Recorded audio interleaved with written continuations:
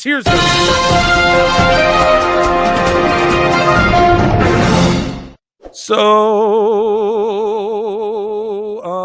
Styles to Raw, ill versatile with the skills no more. Whack MCs wanna flex, but their styles ain't raw. So Styles to Raw. This chamber is about to be generational. Yeah, if he's in the chamber. But yeah, all the dirt sheets as well were like, Alexa Bliss is gonna be on Raw. Next day, she's on SmackDown. Fucking assholes. It's hilarious, dude. So Sami Zayn was attended to. So during the Raw stream, I was like, hey, can someone get me the video? We didn't end up watching it, but he was attended to after Raw went off the air. Here's a little clip.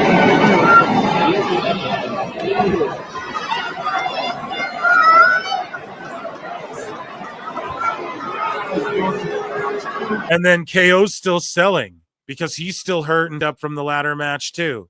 So he's limping away. And then this pile driver sort of puts them on even footing, and then they'll battle it out and we'll get that blood feud all the way to Mania. Here for it. They don't need, neither of these guys even need to be in the chamber too. Maybe open up a slot or two, right? So amazing stuff.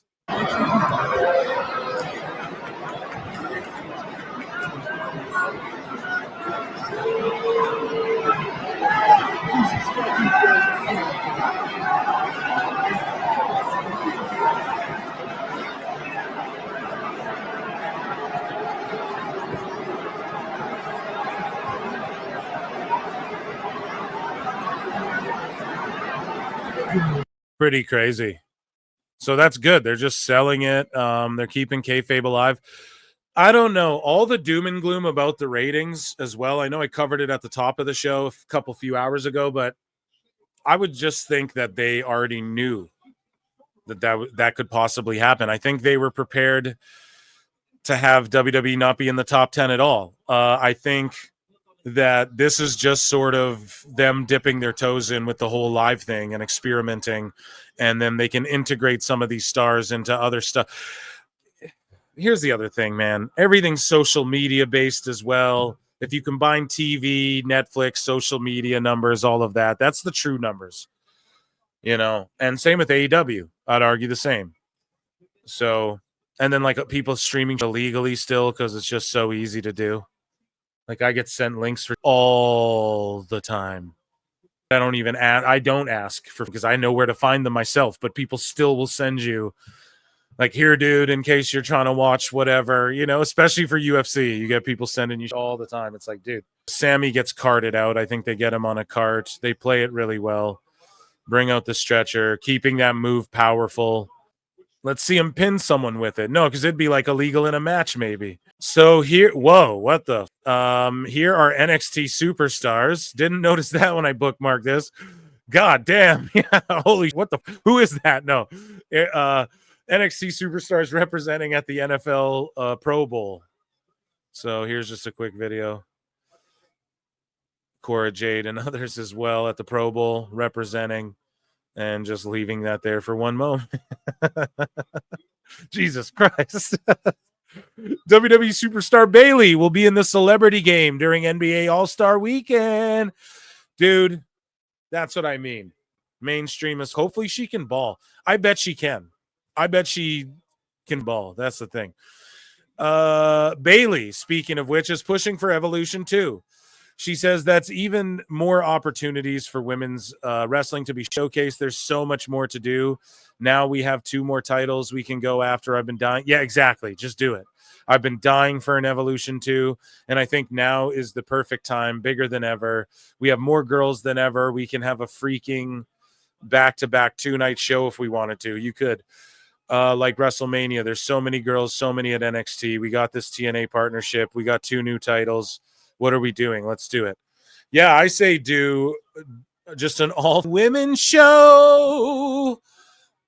Just have an all-women show. Why not? And just do it only for Netflix or only on YouTube or put it on Tubi so that it doesn't need to do TV ratings and just do it because. Make the ropes purple. 205 live, pal. And then you can feature knockouts and all that.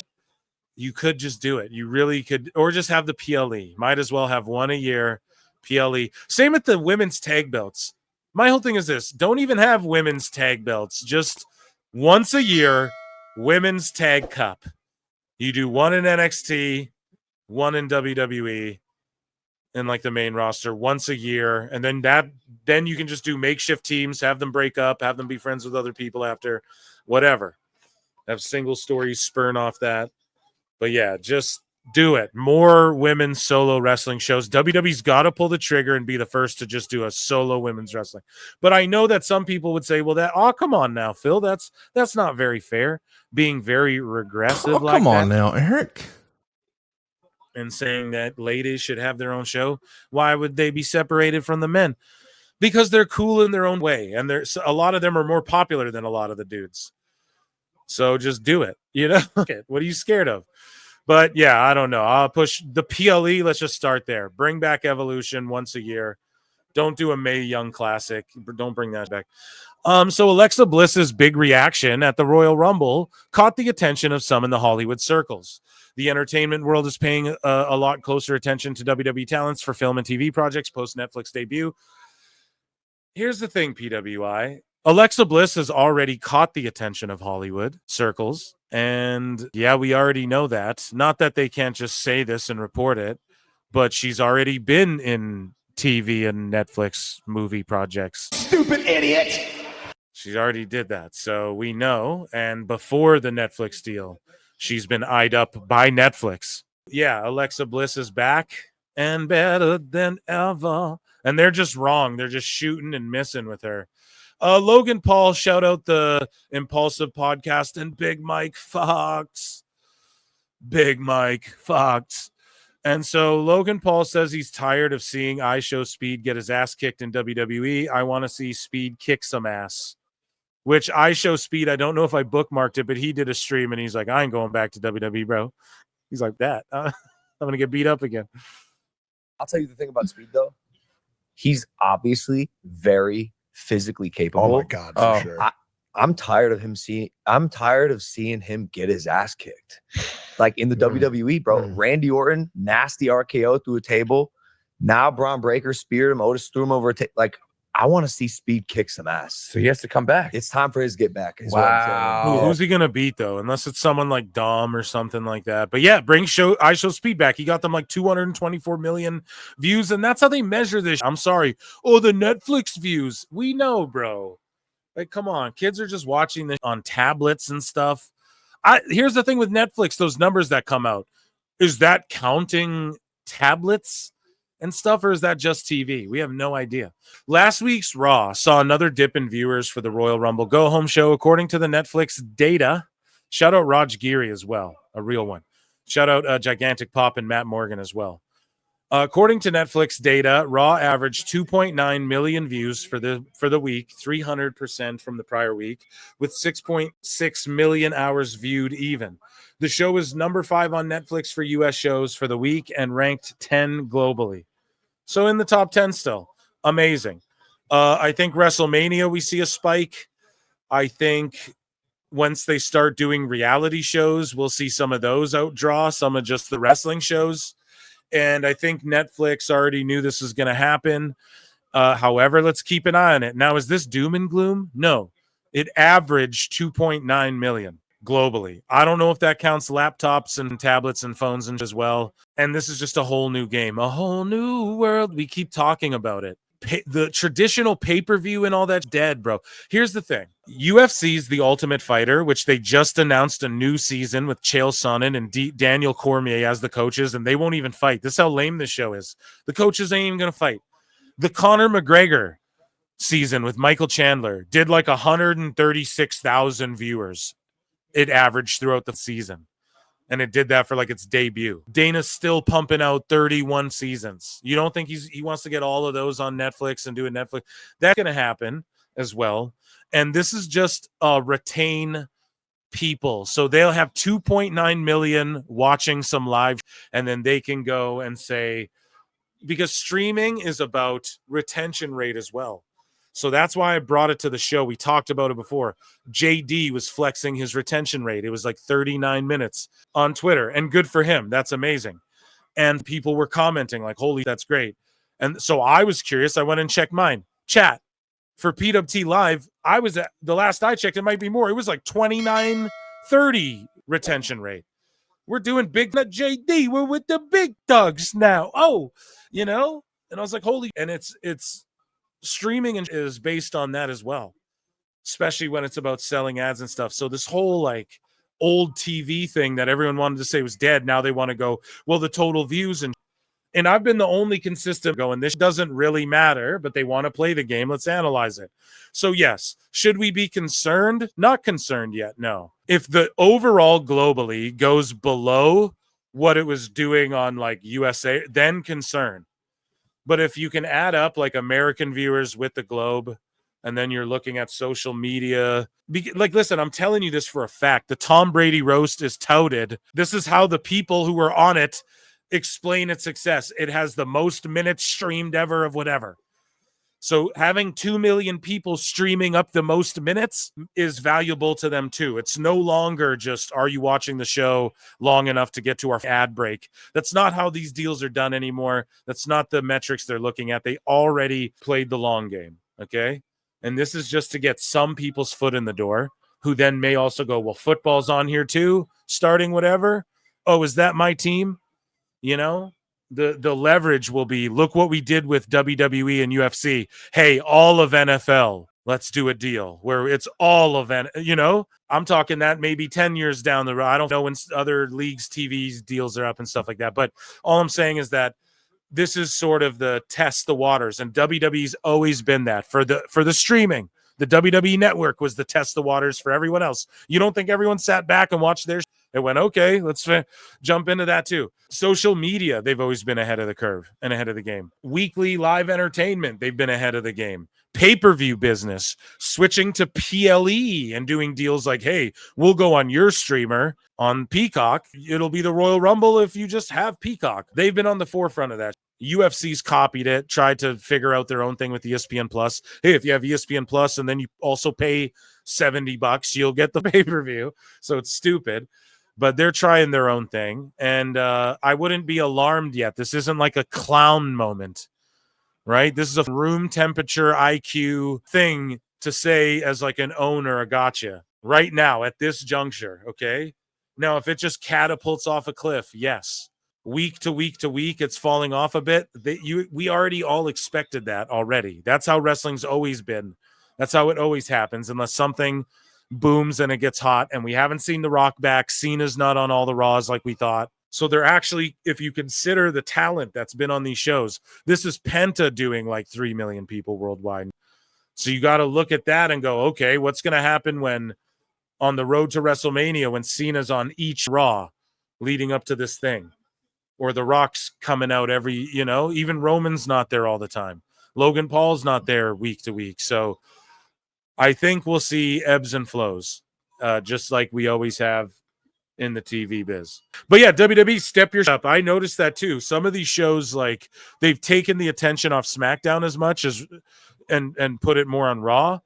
And it hasn't been coming across that great. And then they're talking about, like honestly, we have Penta. It's great Raws and stuff, but there's a lot of stuff in there where we're like, dude, we want Jordynne Grace. You're teasing us too much. We need to see some more that you've been teasing us with. And yes, the mid-lower card is awesome. Husey comes on the show and he's like, allegedly, Phil. So allegedly, just maybe on the show or maybe not. But there's like a PLE, like WWE looks at it like we have a pay-per-view roster, PLE roster, and we got a TV roster. And they're both doing their jobs right now.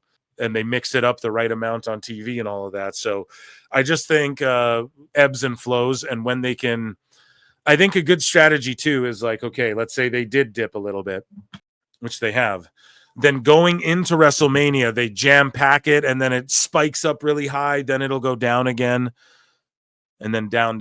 And then around maybe SummerSlam, it spikes up again. And maybe that is how Netflix and WWE have worked this out. Like, I'm sure they already did the market research and all of that and already figured out that's the way it's going to go. That's the way. They like it. And I'm sure they're not worried about it. But if all of a sudden 1 million globally are watching and the show's just cooked, I'll call it out. I'll be the first to do it.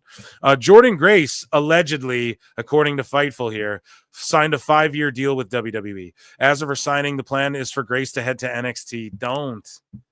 Don't, man. Just go to the main roster. Send Zelina Vega to NXT. Put Grace on SmackDown. Have her win the U.S. title. Have her and Chelsea Green be the next feud. Right there. Boom. She can win the U.S. title. That's a great, it's a great program right there. Is that Raw? Whichever show it is, do that show. As of her signing, the plan is for Grace, at least for the time being. Sources claim that Grace signed a main roster level deal. All these dirt sheets are like, they're going to be in NXT. They're going to be in NXT. And then people pop up on the main roster. That's the point I'm trying to get to.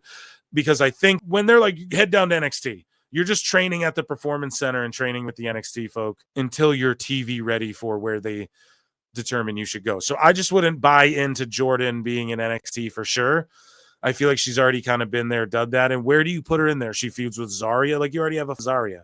You don't need Jordynne in there. So Bayley says that when she found out about the WWE TNA partnership, she texted Triple H because she wants to be a part of it. And not only does Bayley want to be a part of it, but the boat might want to be a part of it as well, straight up, and in a match that we're 100% getting, by the way, that I called a long time ago. But here we go. This isn't anything that people thought was possible like 5 years ago, 10 years ago. Dude, not even 2 years ago, like this is nuts that we're in this relationship with TNA, that we have all these talented women in NXT, people coming all around the world to be a part of this because it just keeps getting bigger and bigger. And the crazy thing about Royal Rumble this year is that we have a good problem where we have too many women, and compared to the first year, we needed to bring in some legends, we needed to bring in NXT talent, and now we're in a place where we have too many talented women. And it's just beautiful to see. When they announced the TNA partnership, I text Hunter immediately. I said, sign me up, dude. He's like, oh, well, okay, hold your horses. They got a system they got to go with, but because they know it's like the ROH thing. They know that if they flood their roster with TNA and they get these big pops, other than like Hendry, because WWE's like, we're going to take that guy one day. And shout out Unlikely and Adrian Radio 93, by the way. You don't want it to seem like this other brand is more important than your stars. Like just having AJ go there and every wrestler go there, it diminishes the main like if they go there and have a banger of a match with someone, it sort of diminishes like the perception of WWE. Like, why water down your own and why give the perception that maybe this other company, even though they are in a partnership, so they're boosting them the right way. Now, will we see Bayley in TNA? I could totally see it. If there's a big enough house, I could totally see, but it's going to be more NXT stuff. So I don't know if it's going to be Bayley for sure. I could see her like being shown on camera there, or maybe coming out and doing hey, it's me, but not like a full-fledged match or anything. Maybe Bayley. She's on that sort of tail end of her career, I guess. Not to say she's done. I know a lot of people be like, what? Oh, come on now, Phil. That's not very fair. She's still very over. I know that, but her role right now should just be like getting other girls over. I think that's where she's at. And speaking of which, Natalya addresses it as well. But yeah, it's awesome that all these wrestlers want to be a part of it. And Joe Hendry said on the Ariel Helwani interview that he did on the Ariel Helwani show, he's like, TNA DLC would be so awesome for the WWE games. And I agree, because so many people became fans of TNA, or pardon me, of WWE because of the video games, like Joe Hendry. I know people like Husey even. He's like, I don't watch any wrestling. I just play the video games now. He does keep his finger on the pulse, he has to by proxy, but a lot of people just play the games. And that being said, some like old school characters like Abyss works in WWE backstage. I would love Abyss and like old school styles, like a pack like that. That'd be amazing. And I don't know if it's going to happen again, to shout out Husey, who should have been here tonight. No, he's good. But he said that a long time ago on this show. He's like, hey, man, I'm hearing rumblings. There could be a TNA pack or something like that. An Ultimate X match. Jordynne Grace is calling it out. Maybe a 6-sided ring. That could be cool. Like the old school Impact Arena, maybe a couple. And I'm not saying flood your thing, but they did the ECW thing before, right? So why not? And just keep it minor. I don't know if the TNA belts too, then we're just asking for too much. Might as well make a TNA game. But yeah, I would love to see some stuff like that, and then get people just watching more TNA, especially if you're sending NXT stars there. Because again, the whole idea is for them to send NXT and Evolve people and just have like a talent share and a working relationship. Where TNA and people are like, oh, Dave Meltzer, oh, no one ever comes out of the relationships with WWE better. That's such TNA's already looking better. And if they just know their goddamn role, like if they don't get envious and go, well, oh, you're taking advantage, like, no, just play the goddamn part and it'll work well. In the UFC, they have organizations like CFFC and stuff like that. They buy these local organizations and then they just work with them and they help boost them. And if they need help with anything, and then they send CM Punk to do commentary for you. And then it, you know what I mean? It garners it. They put you on UFC Fight Pass.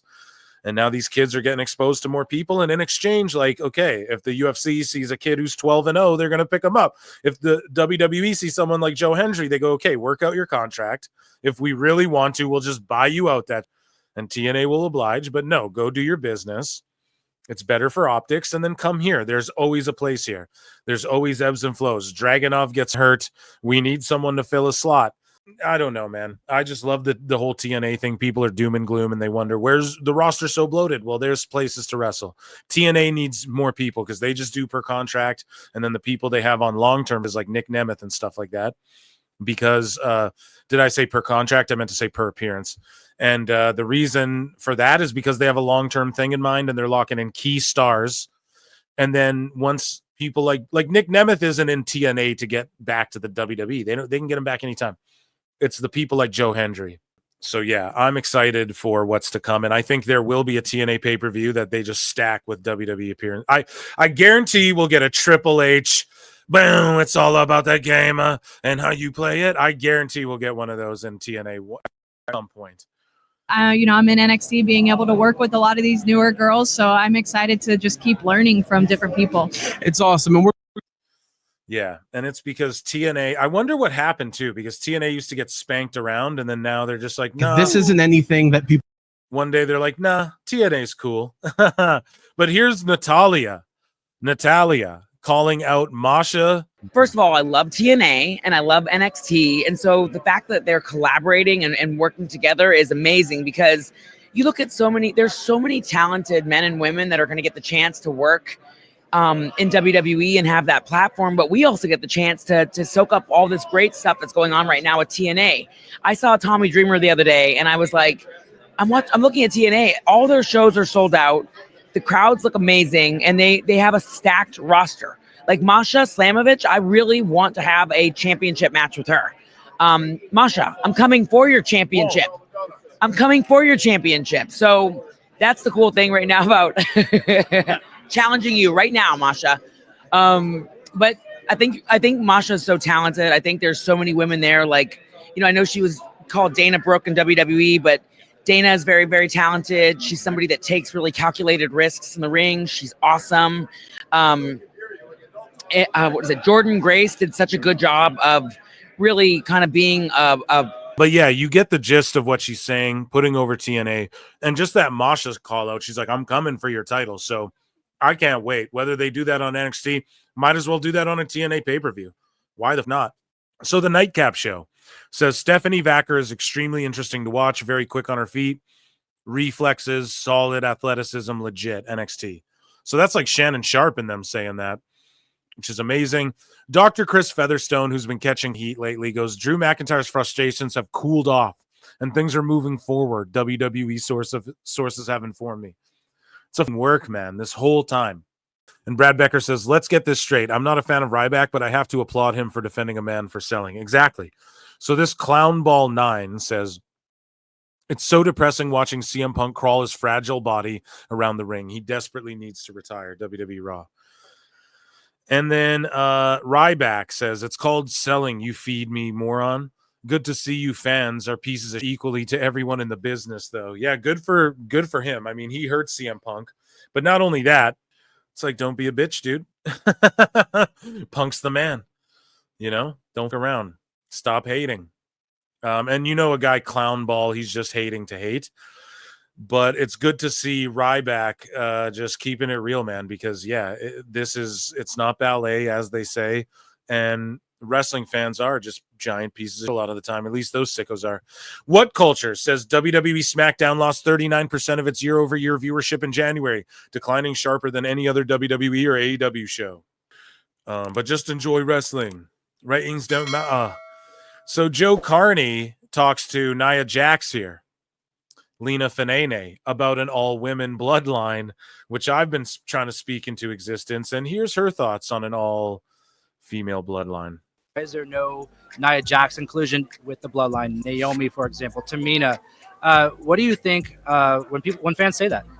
Well, you know, I think that the boys are doing a great job, and I appreciate that the fans want to include us because it is the biggest story in WWE and actually in all of sports entertainment.